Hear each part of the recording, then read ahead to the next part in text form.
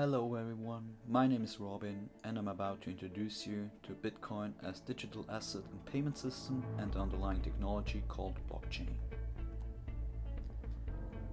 Let's first take a look at a normal, simplified bank transaction system with one bank and 4 users. We have a centralized ledger hosted by a trusted third party, usually the bank. In this ledger, we have all different account holders and corresponding amounts. So if James would like to buy television from Claire for $100 for example, he then assigns the bank to deduct the amount from his account and credit it to Claire's bank account. Jenny and Michael have no possibility to observe this transaction, only the bank does.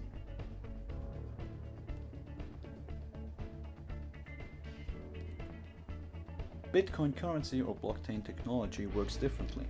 We now have a decentralized system where every Bitcoin user has its own ledger.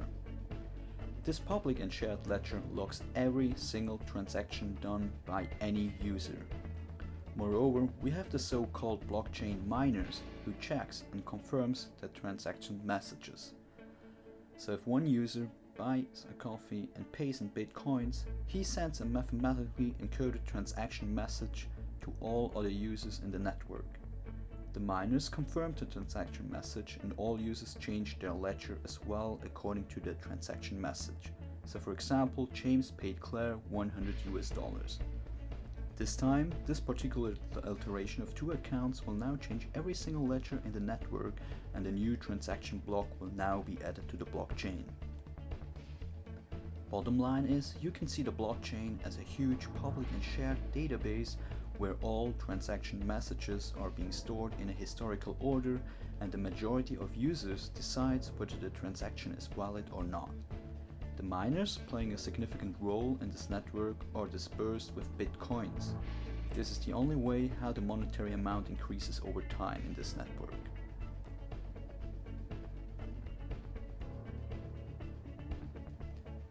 So when I buy a coffee and pay in Bitcoins with my smartphone, a transaction message is generated.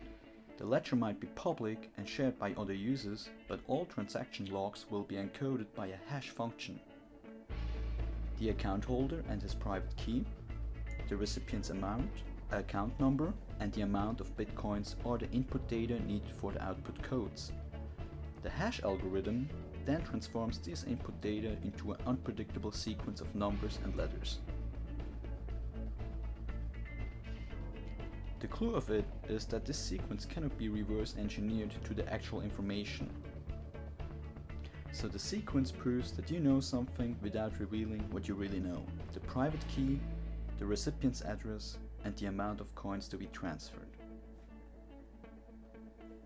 But if everyone in the network can change the ledger, how does it guarantee that no false transactions are being made? Without knowing my private key, for example, their digital signature would not match mine, since the generated sequence would look totally different due to the hash function. So the miners check and confirm with other functions if the generated sequence is in fact from my smartphone. These sequences are unique to each transaction and cannot be copied for other transactions. If there is no match for the bogus sequence, the transaction will be denied by other users in the network and the block will not be added to the chain. So summarized, the majority of network nodes decides whether the transaction is valid, which means that it needs enormous amount of resources and compute power to overtrump and corrupt the correct majority decisions by the network. This blockchain technology I just introduced can be used for voting system, digital signatures, and alternative currencies. But what are the pros and cons of it? The system is decentralized. This can be good since it is very difficult or impossible to corrupt the system. However, decentralized system means also no control and complete anonymity, which could benefit the black market, such as terror financing. Other advantages would be the non-existent transaction fees and the high security the system brings with its decentralized system. On the other side, the value of Bitcoin is still highly volatile and in comparison to other currencies, and there are only a few stores where a proper application of Bitcoin payment is possible. I hope I have given you a small insight of Bitcoin and blockchain technology, and thank you for your attention.